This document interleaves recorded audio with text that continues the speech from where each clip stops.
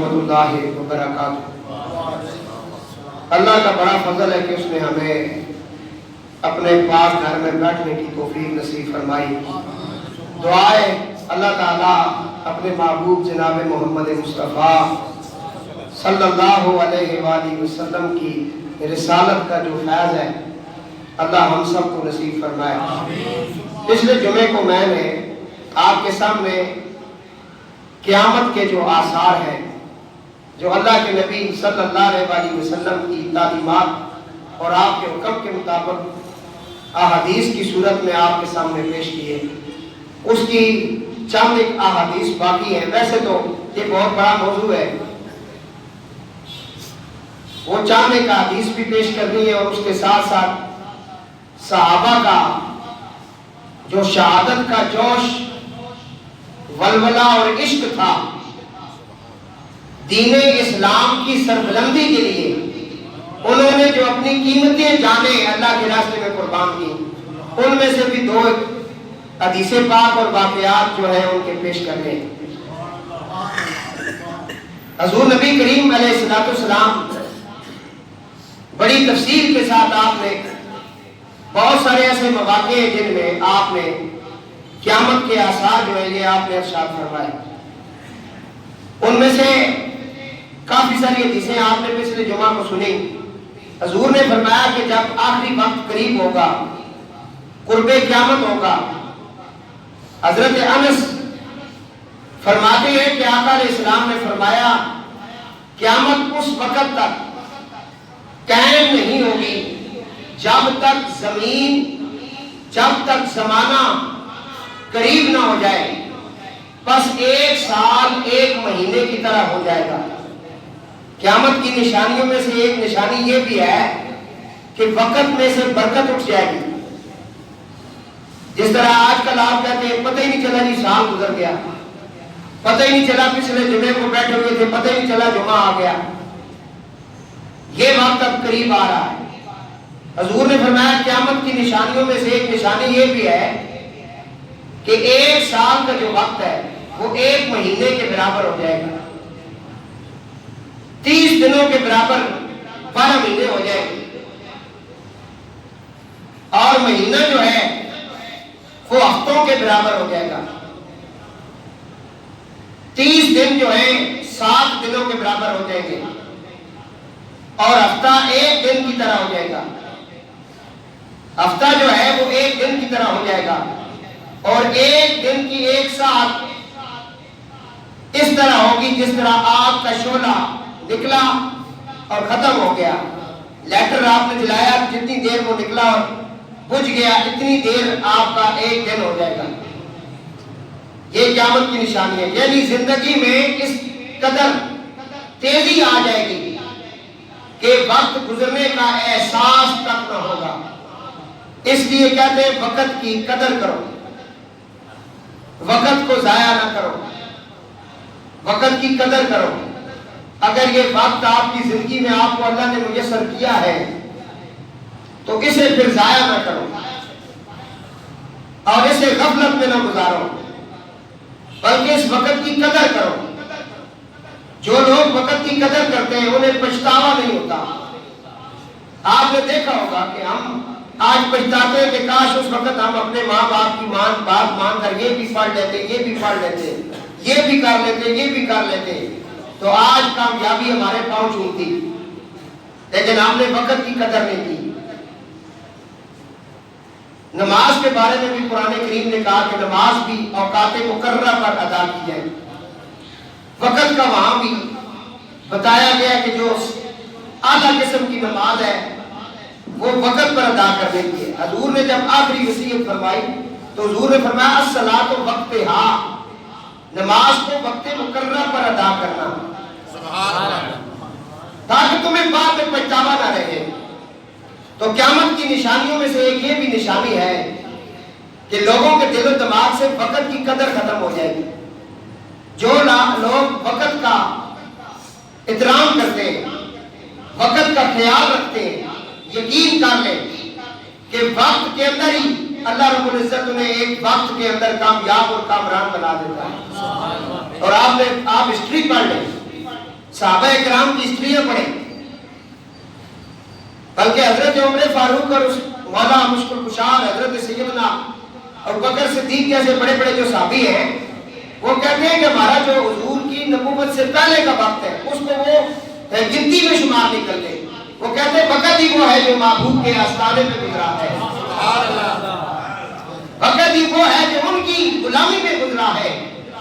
اور یقین جانے ہمارے 24 گھنٹوں میں سب سے اعلیٰ وقت وہ ہے جو مسجد میں گزرا ہے. مولا علی فرماتے ہیں یا اللہ میرا دل مسجد میں لگا دے. مسجد میں دل لگ جانا اور مسجد کے اندر بیٹھے رہنا، مسجد میں ذکر اذکار کرنا، یہ بہت بڑے نصیب کی بات ہے. اور مسجد کی جو صفائی کرتا ہے اس کو بھی معمولی نہ سمجھا جائے.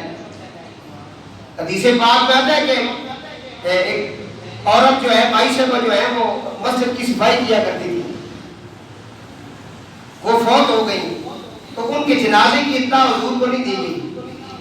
کچھ دنوں بعد حضور نے فرمایا کہ وہ میری مسجد کی جو صفائی کرتی تھی وہ کہاں ہیں؟ کہا یا رسول اللہ وہ فوت ہو گئی ہیں. کوئی اتنے بڑے خاندان سے ان کا تعلق نہیں تھا، غریب غرباء عام سے خاندان سے تعلق تھا، تو ہم نے مناسب نہیں سمجھا کہ آپ کو اس کی اطلاع دیں، آپ کو تکلیف میں ڈالیں. تو ہم نے خود ہی اس کا جنازہ پڑھا ہے اور دفنا دیا ہے. حضور نبی پاک علیہ السلام اس بات پہ خفا ہوئے. آپ نے فرمایا مجھے اس کی قبر دکھائیں. اس کے قبر پر حضور تشریف لے گئے اور وہاں جا کر حضور نے اس کی قبر کے سامنے جنازہ پڑھا، دعا مانگی. فرمایا تمہیں کیا پتہ ہے اس کا کتنا بڑا مقام ہے اللہ کے ہاں، یہ اللہ کے گھر کو صاف کرنے والی ہے. دنیا کے لیے تو ہم سارا کچھ کر رہے ہیں، تھوڑا سا اپنی قبر کے لیے اور آخرت کے لیے بھی سوچ لیں. تو یہاں اس حدیث کے اندر یہ سبق بتایا گیا ہے کہ سال جو ہے مہینے کی طرح ہو جائے گا، مہینہ ہفتے کی طرح ہو جائے گا، ہفتہ ایک دن کی طرح ہو جائے گا، اور دن جو ہے وہ آپ کے شعلے کی طرح ہو جائے گا. یہ قیامت کی ایک نشانی بتائی ہے. اور قیامت کی نشانیوں میں سے ایک اور نشانی حضور علیہ السلام فرماتے ہیں قیامت قائم نہیں ہوگی یہاں تک کہ لوگ بلند عمارتوں کے بنانے پر فخر کریں گے.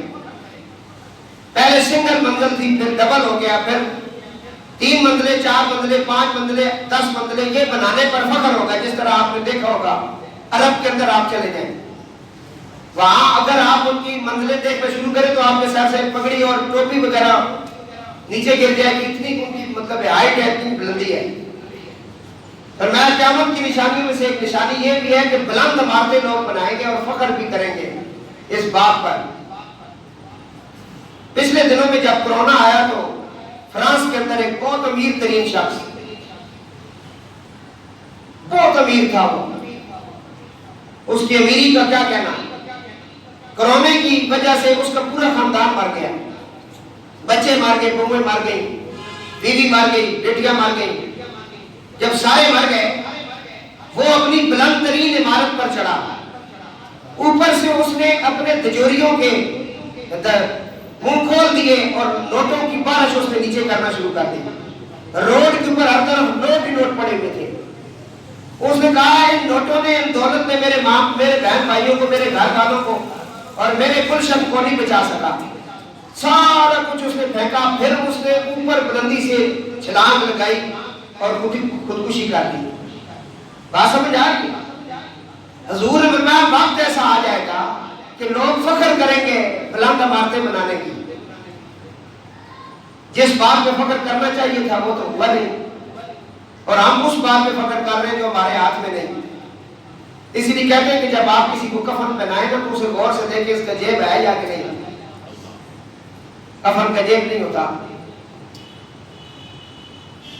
ناصر مدنی صاحب کا میں بیان سن رہا تھا، اس میں کہتے ہیں کہ نواز شریف صاحب کی ایک رشتہ دار بھائی صاحب فوت ہو گئی تو ان کے جنازے میں شامل ہوا دیکھنے کے لیے کہ یہ بہت بڑے امیر کا جنازہ ہے. 3 دفعہ وزیر اعظم رہنے والے کی رشتہ دار کا جنازہ ہے، تو شاید اس کا کفن جو ہے نا وہ انہوں نے کوئی بہت ہی قیمتی کپڑے کا پہنایا ہوگا اور ہیرے کے بارات اور سونا چاندی بھی ساتھ لگایا ہوگا. لیکن غور کرنے میں پتہ چلا کہ وہ عام لٹھے کا جو کفن تھا. تو پتہ چل گیا امیر ہو یا غریب ہو ہوتی بات نصیب کی ہے کہ کس کو کفن نصیب ہوتا ہے. اگر اس پہ غور کیا جائے تو سب ساری باتیں ٹھیک ہو سکتی ہیں. تو دوستو نبی پاک علیہ السلام کے صحابی حضرت انس بن مالک روایت کرتے ہیں کہ آقا علیہ السلام نے فرمایا دجال آئے گا یہاں تک کہ مدینہ منورہ کے بیر ایک مقام پر ڈیرے ڈالے گا. پھر مدینہ منورہ میں 3 جھٹکے آئیں گے جن کے باعث ہر کافر اور منافق مدینہ سے نکل کر دور چلے جائیں گے اور مدینہ پاک منافقوں اور یہودیوں سے اور غیر مذہبوں سے پاک ہو جائے گا اور وہاں صرف مومن رہ جائیں گے. جھٹکا لگے. یہ قیامت کی نشانیاں بتائی جا رہی ہیں. اور ایک اور مقام پہ حضرت ابو ہریرہ رضی اللہ تعالیٰ عنہ فرماتے ہیں کہ اللہ کے محبوب صلی اللہ علیہ وسلم نے فرمایا قیامت کے قریب اللہ تعالیٰ یمن کی طرف سے ایک ہوا چلائے گا جو اپنے مس میں ریشم سے بھی زیادہ نرم ہوگی اور جس کے دل میں ذرا برابر بھی ایمان ہوگا اسے یہ ہوا موت سے ہمکنار کر دے گی. ہوا چلے گی یمن سے, جو ایمان والے ہوں گے نا ان کے ساتھ مس ہوتی چلی جائے گی اور ان کو اللہ کی طرف سے بلاوا آ جائے گا اور ان کو موت سے ہمکنار کر دے گی. یعنی تمام مومنین وفات پا جائیں گے اور اس طرح وہ قیامت کے قریب وقوع پذیر ہونے والے تمام فتنوں سے محفوظ ہو جائیں گے, کیونکہ قیامت کے قریب بڑے بڑے فتنے ہوں گے. اللہ مومنوں کو اٹھا لے گا تاکہ یہ ان فتنوں سے بچ جائیں. حضرت ابو سعید خدری فرماتے ہیں کہ آقا علیہ السلام نے فرمایا امام مہدی مجھ سے ہوں گے جو کشادہ پیشانی اور اونچی ناک والے ہوں گے. وہ زمین سے ظلم و ستم کا خاتمہ کر کے عدل و انصاف کے نظام کو سے معمور کر دیں گے اور 7 سال تک وہ حکومت فرمائیں گے. یہ پچھلے جمعے کو میں بتا چکا ہوں کہ حضرت امام مہدی علیہ السلام جو 12ویں امام ہے, یہ نبی پاک علیہ السلام کی اولاد میں سے 12ویں امام ہے اور آخری جنگ یہی فرمائیں گے. ان کا نام حضور نے فرمایا میرے نام پر ہوگا, ان کے باپ کا نام میرے باپ کے نام پہ ہوگا, ان کی ماں کا نام میری ماں کے نام پر ہوگا اور یہ میری بیٹی فاطمہ الزہرا سلام اللہ علیہا کی اولاد سے ہوں گے. 12 امام جو ہے ان میں سے آخری امام امام مہدی علیہ السلام 7 سال تک یہ حکومت فرمائیں گے اور اللہ کے نبی عیسیٰ روح اللہ علیہ السلام ان کے پیچھے نماز پڑھیں گے. یہ آپ سن چکے ہیں سارا واقعہ, اس کے اوپر بڑی بڑی کتابیں لکھی جا چکی ہیں, آپ سرچ کر سکتے ہیں, دیکھ سکتے ہیں.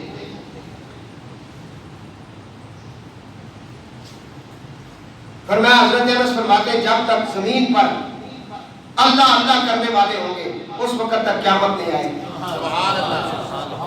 اس دن آپ کو جو بتایا اللہ اللہ کرنے والے روئے زمین پر جب تک ہوں گے قیامت قیام نہیں ہوگی. یہ جو لوگ کہتے ہیں کہ فلانی سال میں قیامت آ رہی ہے, یہ ہو رہا ہے, یہ ویسی باتیں ہوتی ہیں. ان کا دین اسلام سے کوئی تعلق نہیں. کچھ عرصہ پہلے شوشہ اٹھا تھا, پتہ نہیں کون سی تاریخ بتائی جا رہی تھی قیامت برپا ہونے والی, یہ ہو گیا وہ ہو گیا. اس کا قرآن کے ساتھ حدیث کے ساتھ کوئی تعلق نہیں ہوتا. حضور نے فرمایا جب تک میری اہل بیت میں سے کوئی بندہ ہوگا قیامت نہیں آئے. اللہ اللہ نبی کا گھرانہ وراء وراء قیامت کی نشانیاں بتائی جا رہی بھائی.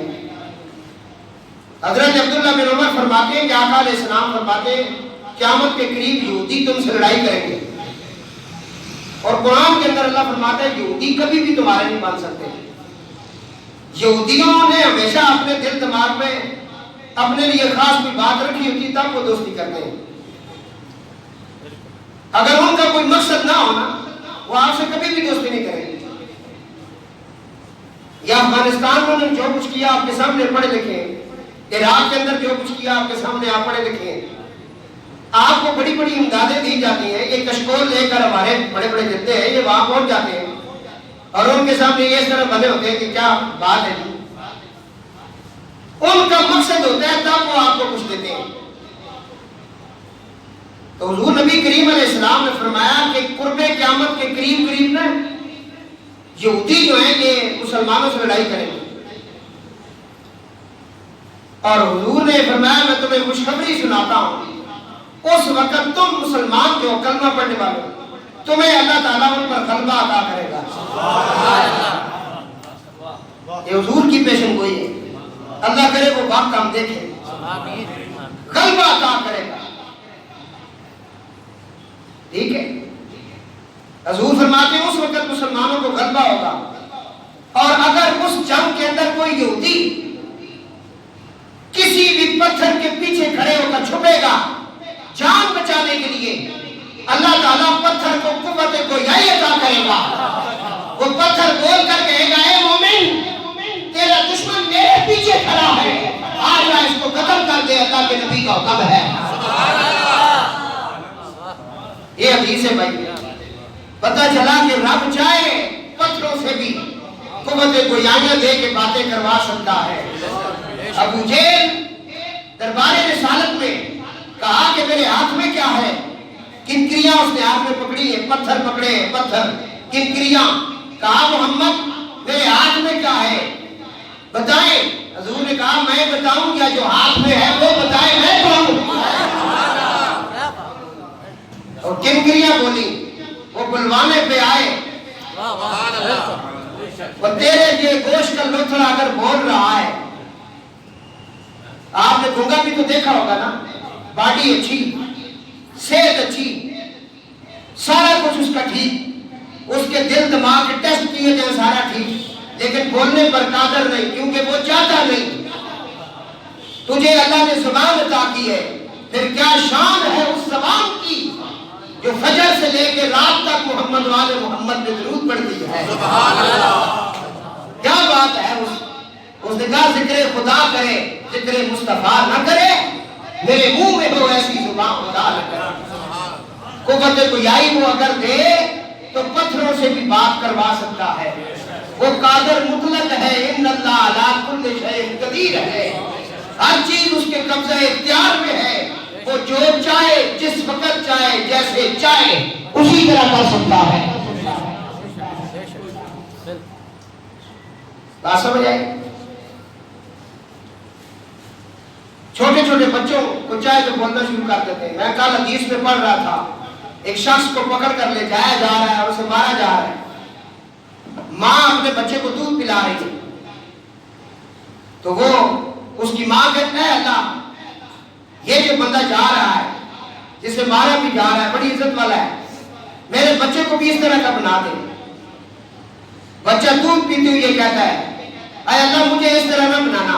سبحان اللہ۔ پھر ایک عورت کو گزارا گیا، اس پر تہمت لگی، اس کو لوگ مار رہے، ماں کہتے ہیں کہ میرے بیٹے کو اس طرح نہ بنانا۔ وہ دودھ پیتا وہ بچہ کہتا ہے اماں رک جا، میں دعا کرتا ہوں اللہ مجھے اسی طرح بنانا۔ سبحان اللہ۔ حضرت یوسف علیہ السلام جب مصر کی بادشاہی آپ کو مل جاتی ہے، اناج تقسیم کرتے ہیں، ایک نوجوان آتا ہے، اس نے کان میں کچھ کہا، اب آپ نے کہا تیرے لیے ساری بوریوں کے منہ کھل گئے، جتنا مرضی اناج لے لے، تیرے لیے کوئی پابندی نہیں، باقیوں کو ناپ تول کر کے اناج دیا جا رہا ہے۔ بات سمجھ آئی گی؟ میرا جب بچپنا تھا نا تو میں نے دیکھا تھا چینی جو ہے یہ ڈیپکوں پر ملتی تھی، مجھے اپنا یاد ہے، میرے والد محترم مجھے ایک تھیلا دیتے تھے کہ اکبر ڈیپو ہمارے گاؤں میں تھا، وہاں چلے جاؤ چینی لے آؤ، ہمارے حصے میں آدھا کلو چینی تھی، وہ آدھا کلو چینی ڈالتا تھا تھیلے کے اندر، وہ وقت ہم نے دیکھا ہے، چینی تول کر دیتے تھے، چینی ملتی نہیں تھی، اور جو گاؤں کا چیئرمین یا ممبر ہوتا تھا اس کے گھر میں چینی آتی تھی، اور وہ چینی گاؤں کے لوگوں کو اس میں رجسٹر پہ نام لکھے ہوئے تھے کتنی کتنی دینی ہے۔ سمجھ آ رہی ہے؟ یوسف علیہ السلام کا دور پاک ہے، اناج کی کمی ہو گئی، آپ تقسیم کرتے ہیں، توجہ کے ساتھ جملہ سننا پھر کام آئے گا، تقسیم ہو رہا ہے، آپ ناپ تول کر دے رہے سب کو، ایک نوجوان آتا ہے، اس نے کان میں کچھ کہا، آپ نے کہا جتنا مرضی یہ بھر کے لے جا، جتنا مرضی یہ بھر کے لے جا۔ یہ لوگ کہتے ہیں نا نسبتیں کیا کام آتی ہیں، یہ نسبت کی بات سنا رہا ہوں. فرمایا جتنا مرضی یہ لے جا. اللہ کے پیغمبر فرماتے ہیں اس نے کیا کہا تھا؟ کہنے لگا یوسف علیہ السلام جب آپ پر تہمت لگی، زلیخا نے تہمت لگائی، تو اس وقت آپ کی شان میں جس بچے نے گواہی دی تھی، دودھ پیتا ہوا جو بچہ تھا، فرمایا یوسف اپنی نگاہ نبوت سے دیکھ، اس وقت ماں کی گود میں جس نے نبی کی شان میں کچھ جملے ارشاد کیے تھے، بولا تھا، وہ بچہ میں ہوں. آپ نے کہا جتنا مرضی یہ لے جا. آپ سمجھ آ رہی ہے؟ ہمارے پاس کچھ نہیں، ہم یہ کہیں گے یا رسول اللہ میرے محبوب، ہمارے پاس کوئی اعمال اچھے نہیں، ہم خود اچھے نہیں تھے، لیکن اتنا ضرور کہتے ہیں جب 10 محرم آتی تھی صبح سے لے کر شام تک تیرے شہزادے کا غم ہم مناتے تھے، ہم اس کا ذکر کرتے تھے. تیری بیٹی کی ذات پر موتیوں نے حملہ کیا، ہم نے جلوس نکالے، ہم نے ریلیاں نکالی، ہم نے ذکر کیا. آج ہم ان کے نام لیوا آ گئے ہیں. کملی والے فرمائیں گے سیدہ تیرے منگتے آ چکے ہیں، ان کو کہو کہ جنت ان کی انتظار کر رہی ہے. نسبت والے بنو، نسبت کام آئے گی. تو دوستو عرض کر رہا تھا مضمون کہیں سے کہیں چلا جاتا ہے. توجہ کے ساتھ سماعت فرمائیں. فرمایا کہ پتھر کے پیچھے یہودی چھپا ہوگا.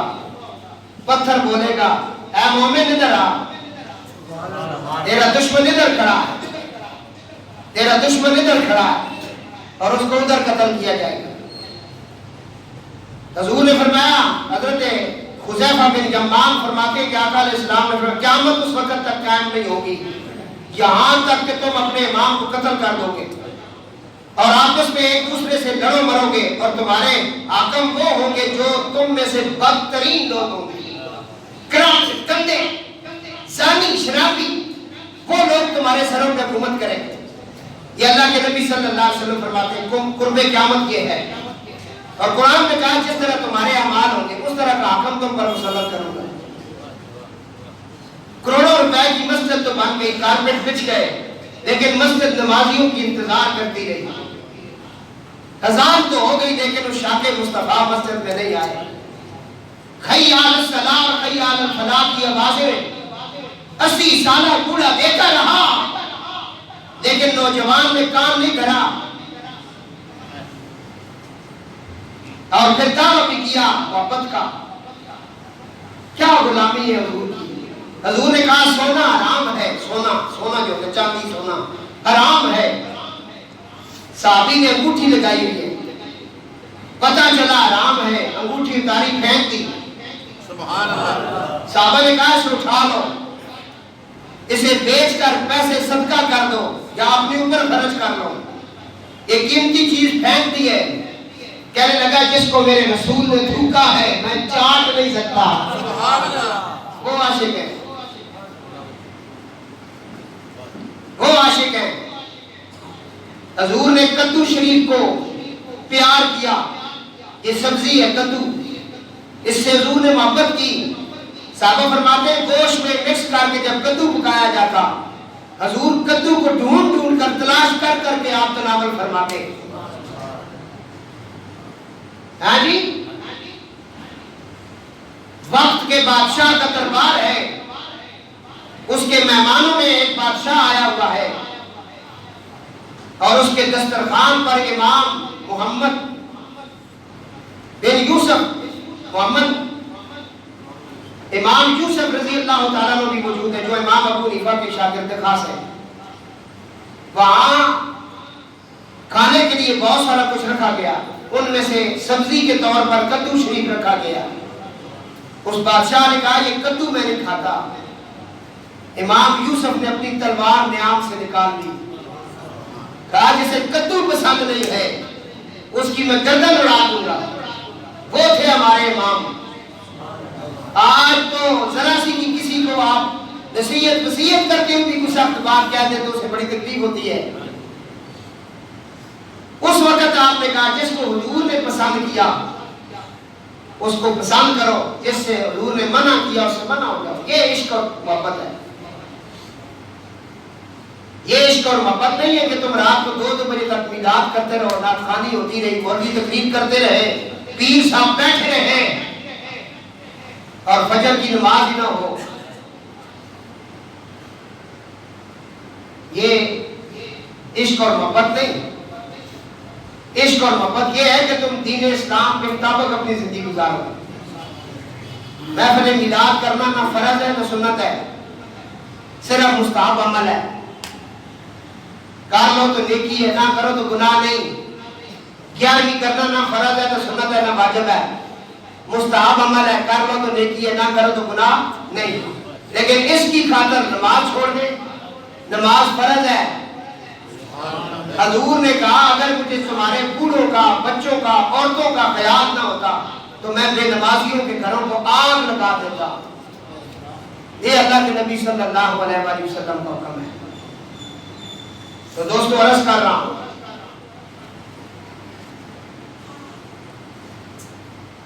کہ آپ حضرات قیامت کی نشانیاں سماعت کر رہے ہیں۔ حضور نے فرمایا، حضرت زیاد بن لبید کہتے ہیں کہ آقا علیہ السلام نے فرمایا، کسی بات کا ذکر آیا تو آپ نے فرمایا یہ اس وقت تک ہوگا جب ہو جائے گا۔ میں نے عرض کیا یا رسول اللہ علم کیسے اٹھ جائے گا؟ فرمایا جب ہم خود بھی قرآن پڑھتے ہیں اور اپنے بچوں کو بھی پڑھائیں اور اپنے بچوں کو بھی پڑھائیں اور اس طرح یہ سلسلہ قیامت تک رہے، یہ کیسے ہو سکتا ہے کہ علم اٹھ جائے؟ حضور نے فرمایا تیری ماں تجھے روئے۔ یہ عرب کے جملے محاورتاً سمجھانے کے لیے۔ فرمایا قرآن کے حافظ بہت زیادہ ہوں گے، قرآن پڑھانے والے بھی بہت زیادہ ہوں گے۔ پہلے لوگ مسجدوں میں پڑھتے تھے، آپ نیٹ پہ پڑھ رہے ہیں، آن لائن پڑھانے والے بھی بہت زیادہ ہو جائیں گے۔ ہر طرف قرآن کی تعلیم ہوگی، عالم مولوی پتھر اٹھاؤ نیچے سے، بڑے بڑے عالم نکلیں گے، یہ سارا کچھ ہوگا لیکن علم اٹھ جائے گا۔ کہا یا رسول اللہ وہ کیسے؟ فرمایا عمل نہیں ہوگا۔ آپ کو وقت آ گیا ہے، عالم ہے، عالم ہے، ہاں جی۔ ہارون الرشید کے دربار لگا ہوا ہے، ہارون الرشید کا دربار ہے بھائی، مولویوں کو اپنے ساتھ رکھتے تھے۔ وہاں عیسائیوں کے مولوی بیٹھے ہوئے تھے۔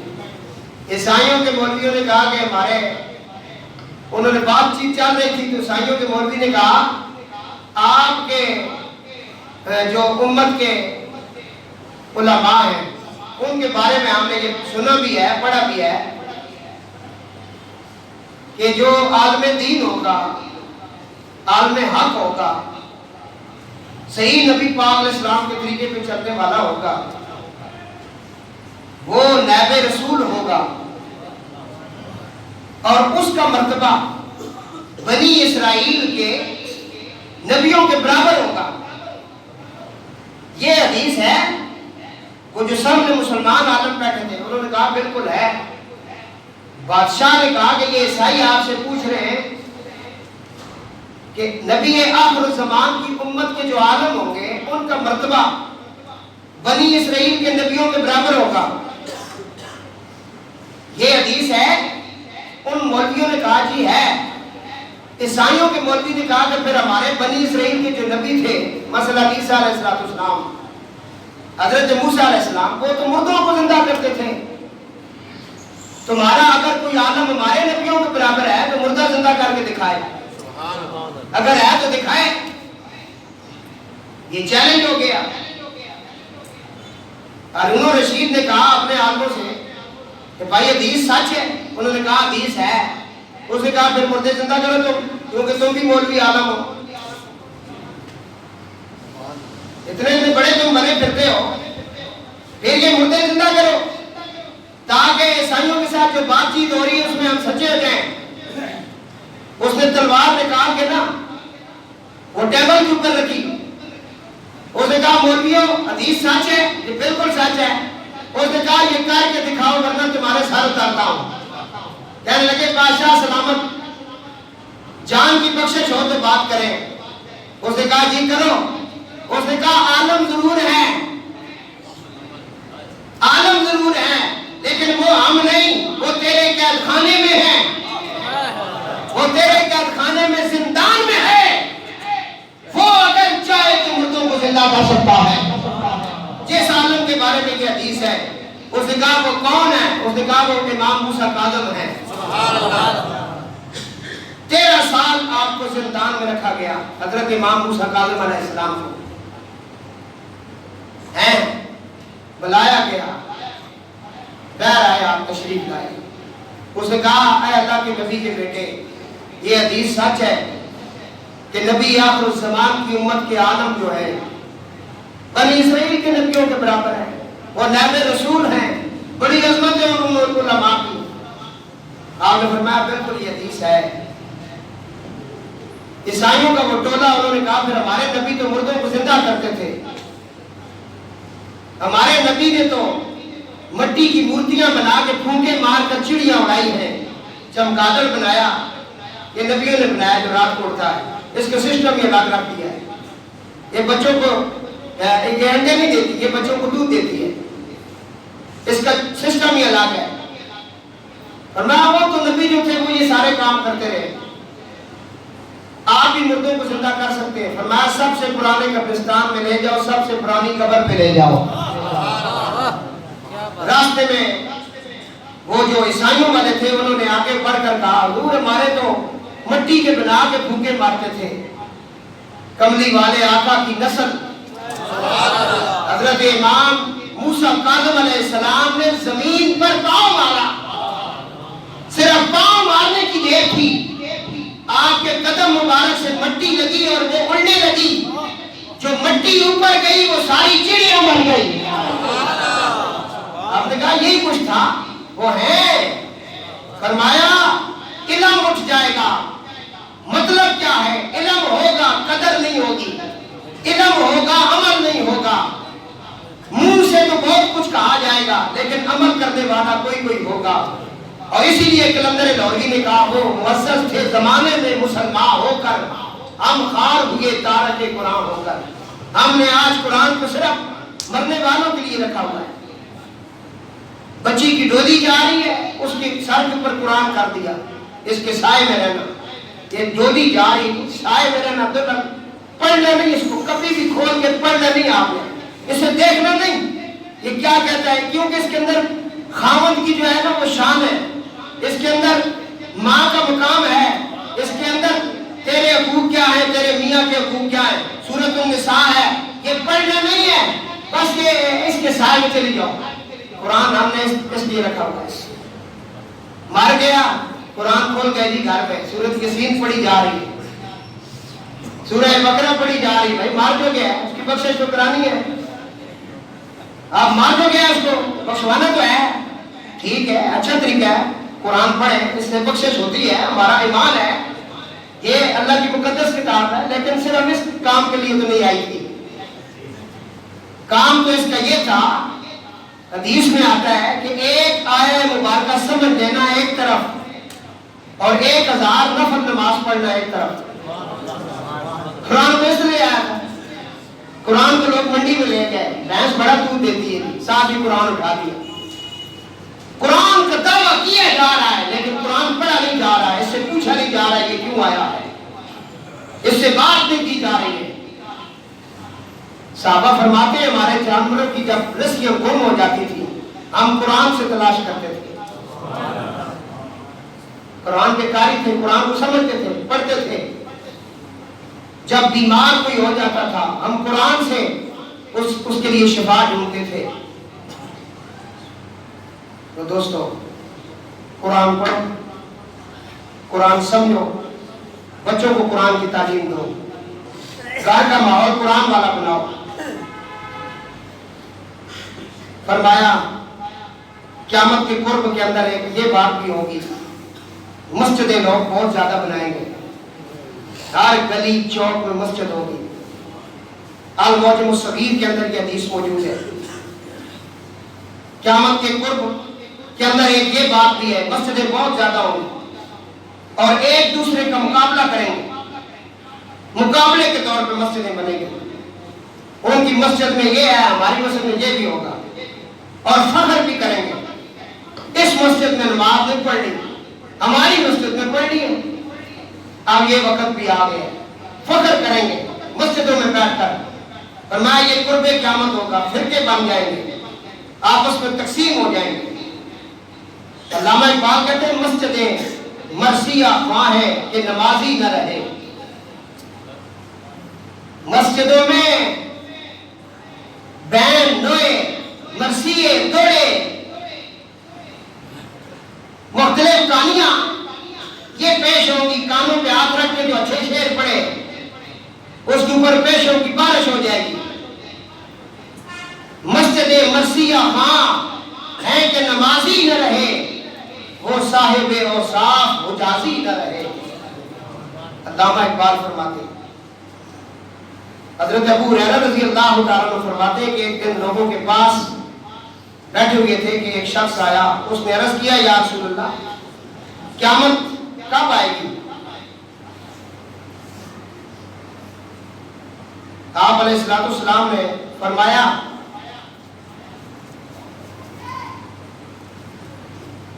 اسے کہا قیامت کب آئے گی؟ سوال کرنے والے زیادہ نہیں جانتا کہ میں تمہیں اس کے بارے میں بتاؤں, نشانیاں بتاؤں. اسے کہا پھر بھی آپ کو نشانی بتائیں, قیامت کی کوئی نشانی بتائیں. حضور نے فرمایا کنیز لونڈی جو ہے غلامہ اپنے آقا کو جنے گی,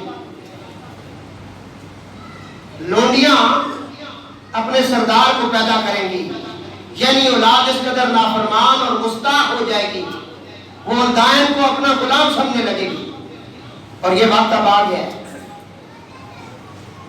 یہ وہ جو سینٹر بنایا ہوئے ہیں پاکستان میں بھی شاید بننے لگے ہیں یا بن گئے ہیں, جس میں بوڑھے ماں باپ کو چھوڑ آؤ.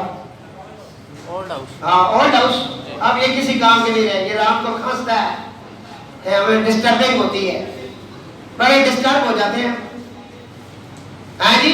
اور کئی ایسے بدبخت ہیں چودھری صاحب, میں نے دیکھا ایسے بدبخت لوگ ہیں ان کی ماں کا جنازہ پڑا ہوا ہے لیکن غسل دینے والا کوئی نہیں. ان کے بہوں سے کہا گیا, کہنے لگی جراثیم ہے اس کے ساتھ, پتہ نہیں لگ نہ جائے. وقت آ گیا ایسا, ماں باپ میں گستاخ پیدا ہو گئے, مسجدوں کے مصلی توڑنے والے. ہے جی. ہر سال تبلیغ پہ جانے والے, پیر کے خلاف بات نہیں سنتے, ماں باپ کے خلاف سن لیتے ہیں. اور وہ پیر ہی نہیں جو تمہیں ماں باپ کی شان نہ بتائے.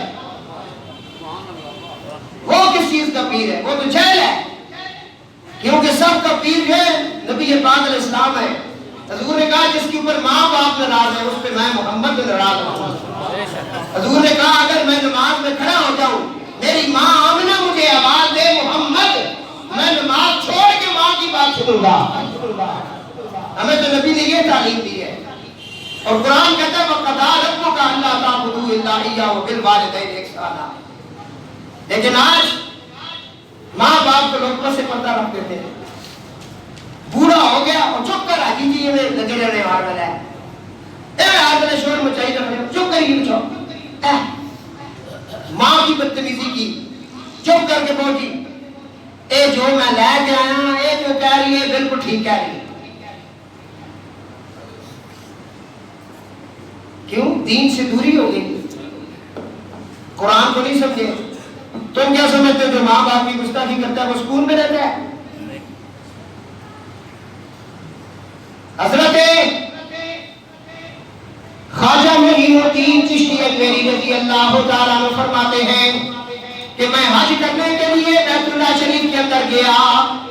آپ فرماتے ہیں جب بھی میں بیت اللہ کے قریب جاتا تھا تو مجھے وہاں سے سلام کے اور آوازوں کی جواب آتے تھے. میں نے دیکھا میرے ساتھ ایک شخص ہے جو پیچھے پیچھے رو رہا ہے, جب کعبے کے قریب جاتا ہے پھر روتے ہوئے پیچھے چلا جاتا ہے.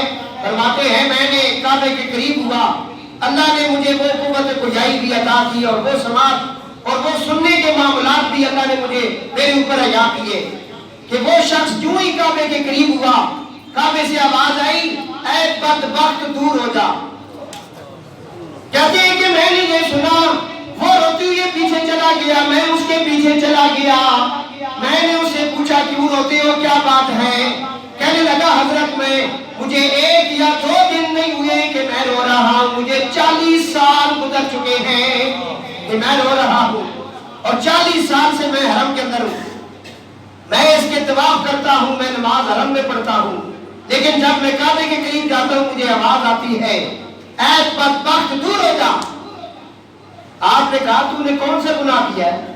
اس نے کہا جی کوئی اتنا بڑا گناہ تو میں نے کیا کوئی نہیں، اور 40 سال سے میں کعبے کے اندر نماز بھی پڑھ رہا ہوں، اور میں اس کے قریب رہتا ہوں، حرم کے اندر رہتا ہوں، میری رہائش بھی حرم کے قریب ہے، میں ہر وقت اس کا دیدار کرتا رہتا ہوں، لیکن مجھے یہ اپنے قریب نہیں ہونے دیتا۔ آپ نے فرمایا آخر کوئی بات ہے یاد کر۔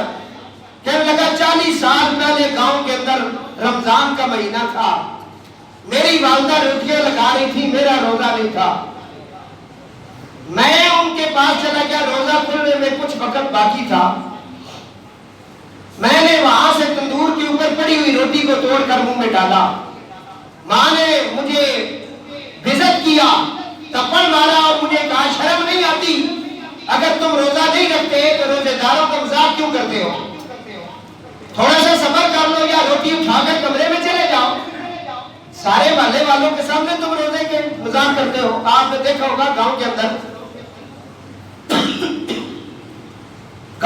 لوگ جو میں تندور ہوتا ہے تو محلے کی ساری عورتیں ایک جگہ جمع ہو جاتی ہیں، تمہیں شرم نہیں آتی؟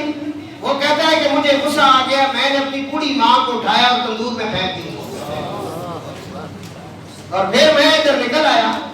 خواجہ صاحب نے فرمایا اسے تندور میں پھینک کر کعبے میں کیا لینے آئے ہو؟ تم کیا سمجھتے ہو کعبے والا تمہیں دے دے گا؟ اسے تندور میں پھینک کر کعبے سے کیا لینے آئے ہو؟ کعبے کے ساتھ تیرا لینا دینا کیا ہے؟ وہ شخص اپنے علاقے میں واپس آیا، المختصر دروازے پہ دستک دی، اندر سے اس نے کہا کون ہو؟ کہا تیرا بیٹا ہوں، دروازہ کھولو۔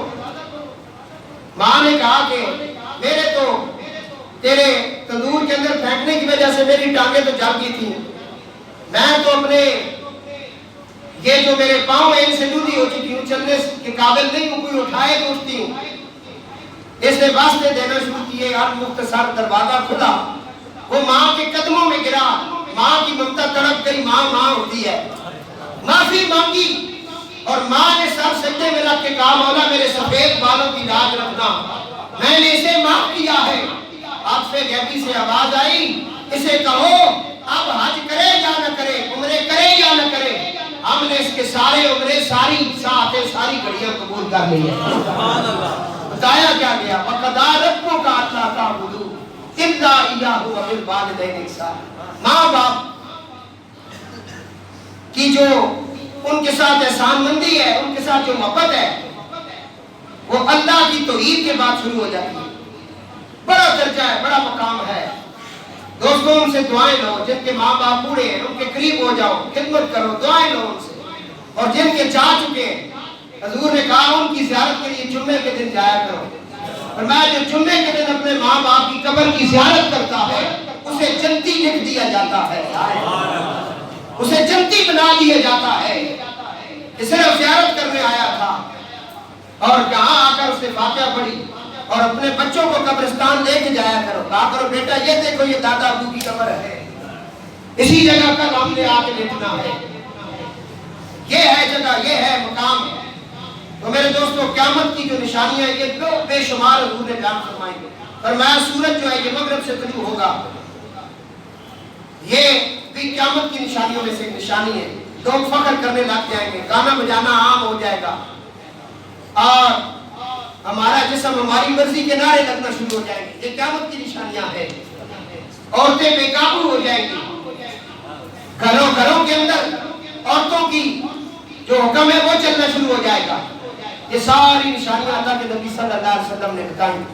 میرا دوسرا جو ٹاپک تھا جسے میں بیان کرنا چاہتا تھا وہ تھا صحابہ کا ذوق اور شوق، اور پھر شہادت کا شوق، کیونکہ آج ایک اہم اعلان کرنا ہے، اس کے لیے یہ حدیث میں پیش کر رہا ہوں۔ درود پاک ذرا آپ پڑھ لیں۔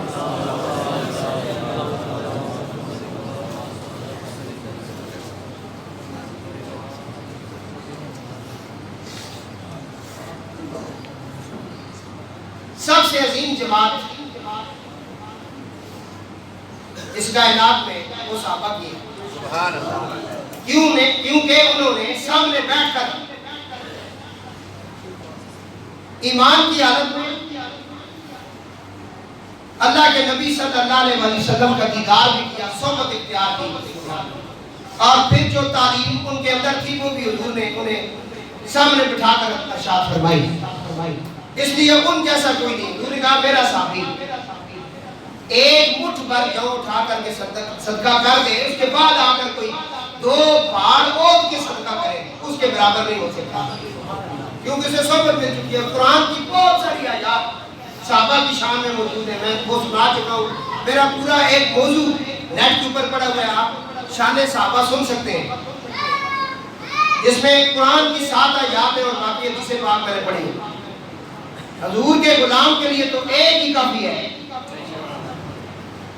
اللہ فرماتا ہے کہ یہ وہ جماعت ہے رضی اللہ عنہ رضوان، میں ان پر راضی ہوں، یہ مجھ پہ راضی ہے۔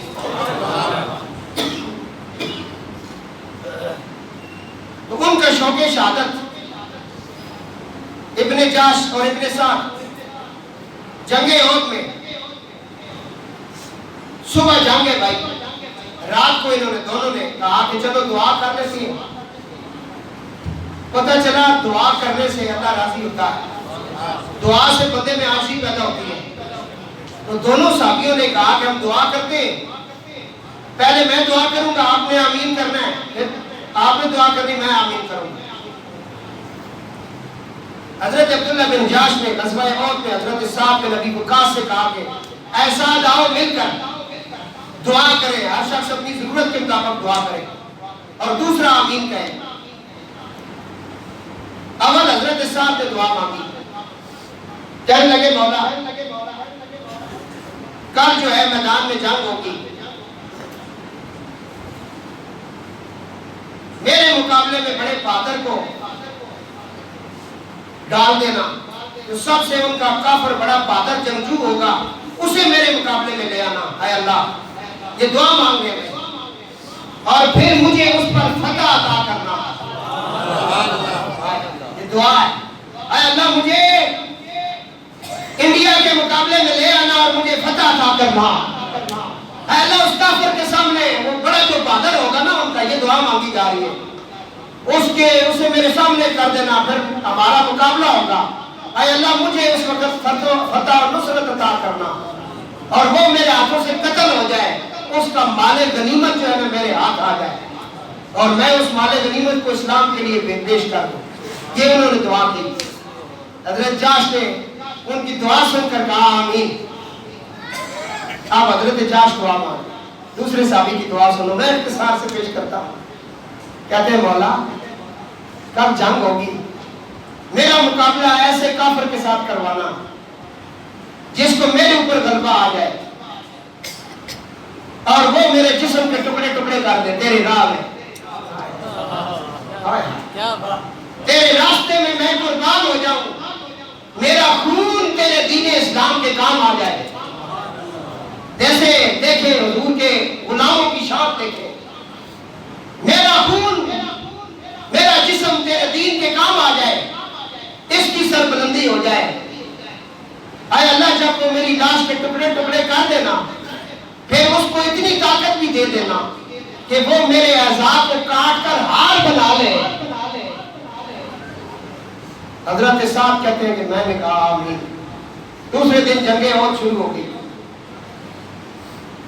جنگ احد جب شروع ہوئی، حضرت صاحب فرماتے ہیں کہ میں اپنے اس ساتھی کو دیکھ کر اس پر رقص کھانے لگا، کس شان سے محمد عربی کا یہ غلام لڑ رہا ہے اور اس کے جسم کے ٹکڑے دین اسلام کے لیے ہو رہے ہیں۔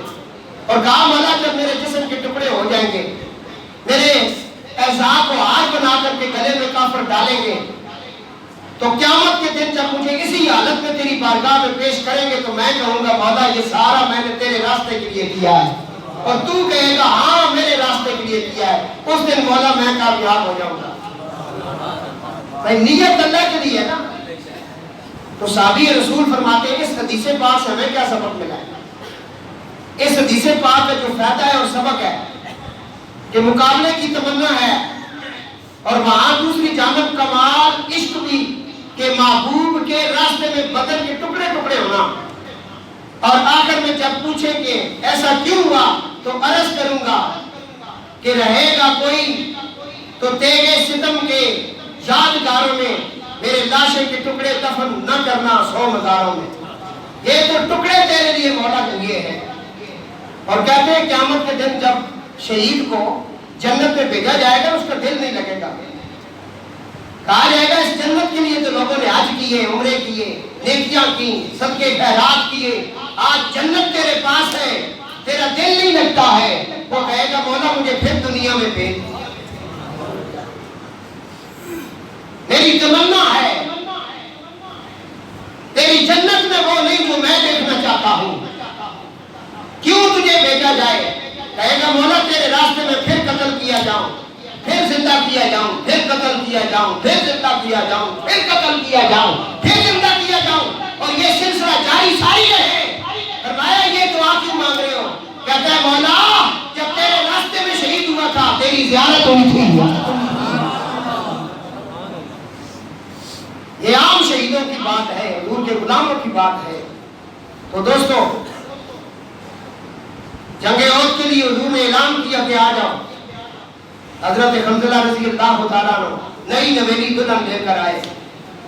یہ حدیث سننے کے بعد میں اپنا اعلان کروں، بڑی توجہ کے ساتھ یہ حدیث سننا، پھر شوق شہادت بھی ہوگا اور محبت رسول اور محبت اہل بیت بھی آپ کے دلوں میں پیدا ہوگی. اور قرآن کہتا ہے جب میرے رسول تمہیں پکارے تو پھر پہنچو. وہاں پھر آگ لگا دو ہر چیز کو جب رسول نے پکار لیا ہے. استجیبوا للہ وللرسول اذا دعاکم. اس کے پکارنے کو عام پکارنا نہ سمجھنا. صحابہ کو حضور نے نماز میں پکارا تو صحابی نہیں آیا، نماز کے بعد پہنچا. حضور نے کہا کیوں نہیں آیا؟ وہ نماز پڑھ رہا تھا. فرمایا نماز کس کی تھی؟ موضوع نہیں معراج. حضور نے کہا کہ جنگ کے لیے نکلو، کافر مدینہ پہ حملہ کرنے لگے ہیں، اٹھو تیار ہو جاؤ. حضرت حنظلہ رضی اللہ تعالیٰ عنہ کی نئی نویلی دلہن ہے. رات کے وقت اعلان ہو رہا ہے، اللہ کے نبی کا اعلان آ گیا. آپ اسی چمبی حالت میں اٹھے. بیوی نے دامن پکڑا، کہنے لگی حنظلہ تلوار لے کے کہاں جا رہے ہو؟ کہتے ہیں مجھے اللہ اور اللہ کے رسول نے پکارا ہے. کہا میں اپنے ماں باپ چھوڑ کے تیرے ساتھ آئی ہوں. میرے ماں باپ پیچھے رہ گئے، بہن بھائی رہ گئے، میں تیرے ساتھ آئی ہوں. میں نے تیرے ساتھ زندگی کا سفر شروع کیا، تو مجھے چھوڑ کے جا رہا ہے. فرمایا تیری جیسی ہزار بھی ہوتی کملی والے کے قدموں پہ قربان ہو جاتا. ہمیں دین بلا رہا ہے. حضرت حنظلہ رضی اللہ تعالیٰ عنہ جنگ میں شامل ہو گئے، شہید ہو گئے. میں زیادہ تفصیل میں نہیں جانا چاہتا. شہادت کے بعد لاشیں اکٹھی کر دی گئی. حضور نے فرمایا حنظلہ کی لاش کہاں ہے؟ کہا آقا کافی دیر سے تلاش کرتے ہیں، نظر نہیں آتے. حضور نے فرمایا آؤ محمد کی نظر سے دیکھو، آؤ میری نظر سے میرے عاشق کو دیکھو. یہ مقام پھر ملتے ہیں. صحابی جب قریب ہوئے اللہ کے نبی نے فرمایا وہ دیکھو میرے حنظلہ کو اللہ کے معصوم فرشتے غسل دے رہے ہیں. چمبی حالت میں آئے تھے اور صحابہ کہتے ہیں کہ جب حنظلہ کی لاش زمین پر آئی ان کے بالوں سے پانی کے قطرے گر رہے تھے، ہم یہ دیکھ رہے تھے. یہ ہے شوق شہادت. لیکن یہ شوق تب ہوتا ہے جب دین کا شوق ہو، جب حضور کی محبت ہو. صرف وہ کہتے ہیں کہ ویسے کسی کو راضی نہ کرے نا، دل دماغ سے اندر سے ہو. آج آپ کی پاکستان کی جو سرزمین ہے، اعلان سونے بھائی شروع ہو گیا اعلان، یہ بڑی مشکلوں سے ہمیں ملی ہے. آپ تحریک پاکستان پڑھے، اس وقت ہزاروں ماؤں بہنوں بیٹیوں نے اپنی عزتیں لٹائی ہیں اس کی آزادی کے لیے. ہزاروں ماؤں بہنوں بیٹیوں نے عزتیں لٹائی ہیں اس کی آزادی کے لیے. جوانوں کے قتل ہوئے، لوگوں کے بچوں کو ان کے سامنے ذبح کیا گیا اس کی آزادی کے لیے. تاریخ پاکستان آپ پڑھیں گے تو آپ کو پتہ چلے گا یہ اتنا آسانی سے ہمیں نہیں ملا. پاکستان کی فضا میں کوئی بندہ فرقہ واریت پھیلائے اور اس کی آتش اور اس کی آگ کی وجہ سے پورا پاکستان لپیٹ میں آ جائے. اور یہ آپ دیکھ رہے ہیں کہ کچھ عرصے سے پاکستان کے اندر سنی شیعہ کی لڑائی لگوانے کے لیے کوششیں کی جا رہی ہیں. پہلے بھی یہ کوشش ہوئی جس میں ہزاروں لوگ قتل ہوئے, ادھر سے بھی ادھر سے بھی, وہ آپ کو سارا پتہ ہے, میں اس کی تفصیل میں نہیں جا رہا. یہ کون لوگ ہیں جو یہ فضا قائم کرنا چاہتے ہیں؟ بھائی ہر بندہ اپنے اپنے مسلک میں رہ کر اپنا کام کرے, سب کو آزادی کے ساتھ یہاں زندہ رہنے کی اور مسلک کے مطابق اس کو اپنی عبادت کرنے کی بالکل اجازت ہے, وہ کر سکتا ہے. دوسرے کو برا بھلا کہنا اور مقدسات کو گالیاں دینا یہ کام کی اجازت ہے. لڑائی لگوانے کے لیے پہلے ایک مولوی کو خریدا گیا, اس کا تعلق ہماری جماعت کے ساتھ تھا. اس نے بی بی فاطمہ الزہرا سلام اللہ علیہا کی گستاخی کی, سب کو پتا ہے. اب اس کے بھی کچھ 4-5 چیلے اس کی جو نے نشر و اشاعت کر رہے ہیں, اس کے پیچھے نعرے مار رہے. میں تو بڑا حیران ہوں ان سے. میں نے کہا تمہیں مولوی کی فکر ہے, نبی پاک کی بیٹی کی فکر نہیں.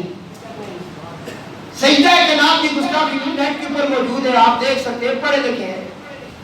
صحیح الفاظ میں اس نے 3 دفعہ گستاخی کی بی بی پاک کی. پاکستان کے تمام پیران نظام نے سادات نے اسے کہا, اس کے پاس جرگے بھیجے کہ معافی مانگ. اس نے نہیں مانگی, اکڑ گیا. اس کے بعد آپ کے ترلائی کے اندر اسلام آباد کی سرزمین پر ایک شیعہ ذاکر نے حضرت سیدنا ابوبکر صدیق رضی اللہ تعالیٰ عنہ کی گستاخی کی. نعوذ باللہ من ذالک, اس نے حضرت ابوبکر صدیق رضی اللہ تعالیٰ عنہ کو کافر تک کہہ دیا. اس یزید کا نام بھی آصف علوی ہے, اس بغیرت کا نام بھی آصف ہے. بات سمجھ آئے؟ لیکن آج اللہ کے فضل و کرم سے پاکستان کی سب سے امن جماعت, امن کا پیغام دینے والے جو لوگ ہیں وہ اولیاء اللہ ہیں. اس وقت پاکستان کی تمام گدیاں, بڑی بڑی جو گدیاں ہیں اور جو سادات ہیں, وہ سارے ایک پلیٹ فارم پہ جمع ہو چکے ہیں, جس میں میرے استاد محترم پیر سید حسین الدین شاہ صاحب سلطان پوری اور مفکر اسلام حضرت علامہ پیر سید ریاض حسین شاہ صاحب اور پیر جماعت علی شاہ صاحب جنہوں نے تحریک پاکستان میں کام کیا, ان کا شہزادہ سید منور حسین شاہ صاحب جماعتی, سید عرفان حسین شاہ صاحب مشہدی, سلام کرتے ہیں اس سید کو. ان کا شاگرد تھا جس نے بکواس کیا اور آپ نے اسے برا بھلا کہا, چھوڑا ان کو. اور پھر گونڈا شریف کی سربراہی میں اور ان کی قیادت میں سید غلام شمس الدین صاحب, بنگالی شریف سے سید مخدوم عباس شاہ صاحب. یہ وہ نام بتا رہا ہوں, ناموں کی تو اتنے نام ہیں کہ ٹائم ختم ہو جائے گا, اتنے سادات کے نام ہیں. اور ان کے ساتھ ساتھ باقی سلاسل کے جو اولیاء اللہ ہیں, سلسلہ نقشبند کے تمام اکابرین, سلسلہ چشت نظامی صابری قادری کی ساری گدیاں جمع ہو گئی. کس کے لیے؟ انہوں نے کہا ہم پاکستان کے اندر کسی شخص کو حضور کی آل کی یا حضور کے صحابہ کی گستاخی کرنے کی اجازت نہیں دیتے, اور جو یہ کام کرے گا ہم اسے نہیں چھوڑیں گے, ہم یہ اجازت نہیں دیتے. بتائیں آپ اجازت دیتے ہیں؟ ایسے لوگوں کے ساتھ چلیں گے؟ جو آل کا غدار ہے ہمارا اس سے بھی کوئی تعلق نہیں, جو صحابہ کا غدار ہے ہمارا اس سے بھی کوئی تعلق نہیں. اس سلسلے میں آخری بات, بڑا بڑا لوگوں نے کام کیا, بڑا بھار کیا ہے, اس کے اوپر بڑا کام ہو چکا ہے, بڑی بڑی سیمینار ہوئے, بڑے بڑے جلسے ہوئے. لیکن میرے استاد محترم پیر سید حسین الدین شاہ صاحب کل پرسوں جب ہم میٹنگ میں تھے تو آپ فرماتے ہیں کافی عرصہ سے میرے دل میں تمنا تھی کہ اسلام آباد کی دھرتی پہ صحابی رسول کی گستاخی ہوئی ہے, اور ہم سارے اسلام آباد والے اور پنڈی والے مقروض ہیں حضرت ابوبکر صدیق کے, ہم ان کے مقروض ہیں, دعوے بھی ہم ان کی محبت کے کرتے ہیں, اور کوئی گستاخیاں کر کے راتوں رات انگلینڈ بھی چلا جائے, ہم اپنے ریکارڈ کے طور پر ایک تقریر بھی ہم نے نہیں کی اور پیش بھی نہیں ہو سکے. اس سلسلے میں ہمیں بڑی مشکل کے ساتھ اسلام آباد کے اندر کنونشن سینٹر کے اندر یہ سیمینار کرنے کی اجازت ملی ہے، لیکن یہ سیمینار صرف 2-4 ہزار بندوں کا نہیں ہے۔ ایک لاکھ شاہ صاحب ذرا سنیں، اس کے اندر پورے پاکستان سے پیران عظام، ولی اللہ اور ان کے درباروں کے لوگ اور ان کے مریدین شامل ہو رہے ہیں۔ سب کی طرف ہم نے جو ہے نا دعوت نامے بھیج دیے ہیں، ان سے پوچھ بھی لیا ہے۔ اور دوسرا، اس کی میزبانی جو ہے وہ اللہ نے ہمیں پنڈی والوں کو دی ہے، اور بالخصوص جامع رضویہ دارالعلوم اور یہ ادارہ تعلیمات اسلامیہ، ان کی یہ میزبانی ہے۔ اس کی میزبانی میں یہ پروگرام ہو رہا ہے۔ یہ پروگرام کل ہو رہا ہے بھائی، کوئی بوڑھا ہے تو بوڑھا رہے، کوئی جوان ہے تو جوان رہے۔ کل آپ نے چھٹی کرنی ہے، جو مرضی ہے کرو۔ کل آپ نے ایجنسیوں کے سامنے اپنی طرف سے یہ ریکارڈ پیش کرنا ہے۔ ہم امن والے لوگ ہیں، ہم پاکستان میں صحابہ کی، آل کی، کسی کی بھی گستاخی برداشت نہیں کر سکتے۔ جنہوں نے گستاخی کی ہے وہ اگر ہماری جماعت میں تب، دوسری جماعت میں تب، ان کو ایسی سزا دے، عبرتناک سزا ان کو دے۔ بتائیں ان کو عبرتناک سزا ہونی چاہیے، ان کو عبرتناک سزا ہونی چاہیے۔ یہ کل ہم نے پیش کرنا ہے۔ اس کے لیے میرے استاد محترم کل بہت بڑی ریلی 12:30 بجے جامع رضویہ دارالعلوم سے نکلے گی، اس کے علاوہ آمنہ مسجد سے نکلے گی ریلی، لیکن وہ آمنہ مسجد والے اس روڈ سے نکلیں گے، ہم ادھر سے نکلیں گے، اور 11 بجے کل میجر محمد اذان مسجد میں نوجوانوں نے، بوڑھوں نے، بابوں نے، سب نے آنا ہے۔ اب کس طرح آنا ہے؟ ٹائم تو ہو رہا ہے، آپ کام کرنا دیکھیں، بہتر دیکھو کس طرح آنا ہے۔ جو اپنے ساتھ ایک بندہ لے کے آ سکتے ہیں وہ ایک لے کے آئے، پیسے نہیں مانگ رہے، چندہ نہیں، ایک بندہ لا سکتے ہو ایک لے کے آئے، 2 لا سکتے ہو 2 لے۔ میرے پاس مہران گاڑی ہے، میں اس میں 4 بندے بٹھا سکتا ہوں، میں 4 کا انتظام کروں گا۔ ادھر میں نے 50 لکھوائے ہیں، میں ویسے ایک بات سمجھا رہا ہوں، یہ سب کی ذمہ داری ہے۔ ہم پھر دیکھیں گے کہ ہم جامع رضویہ والی ریلی میں شامل ہوتے ہیں یا 6 روڈ پہ جا کر ان کا استقبال کرتے ہیں۔ یہ بڑا سخت معاملہ ہے بھائی، یہ ریکارڈ آپ نے کروانا ہے۔ وہ چیل ہم کرے، پوری پنڈی اسلام آباد بند ہو جائے، اور ہم تو نے کچھ نہیں کہتے، کرتے رہے۔ ہم نے بھی کل جو ہے نا پنڈی اسلام آباد والوں کو یہ بتانا ہے، اور ایجنسیوں کے ریکارڈ میں یہ چیز لانی ہے۔ ہم اہل سنت سے تعلق رکھتے ہیں، ہم کبھی بھی ملک پاکستان کے اندر اس طرح کی حرکت کسی کو بھی کرنے نہیں دیں گے۔ اس لیے یہ پیران عظام اور سید بادشاہ یہ سارے آ رہے ہیں۔ آخری اعلان میرے استاد محترم نے کہا اگر کوئی لنگر کھانا چاہے، کیونکہ لنگر میں یقین کر رہے ہیں، انہیں واسطے 11 تو لے کے 12:30 تک جامع رضویہ لنگر بھی ہے، اگر وہ کھانا چاہتے اساں لنگر بھی آج کل لوڑ نہیں، اساں انہوں نے نظر پاک بھی لوڑ ہے جنہوں نے برمتی کی دی گئی ہے۔ اساں سید فاطمہ الزہرا کی نظر پاک، جناب بکر صدیق کی نظر پاک چاہیے۔ اس واسطے میرے ویروں، میرے براؤں، اے ہن میری آواز کی لاج تساں رکھنی ہے۔ کل میں تقسیم کا تساں کتنے کا اپنا کام چھوڑ کے حضور نی آل ہستے اور اصحاب نی عزت ہستے نکلنے ہو، ایک کل پتہ لگ گیا سی۔ اس واسطے میں اعلان بھی کر سکتا، کل صبح 11 بجے تک سارے مسجد شامل ہو جاؤ، درود و سلام پڑھنے سے حاضر ہو جیسا بارگاہ ہے۔ اللہ تعالیٰ سارے براؤں کی حاضری قبول فرمائے۔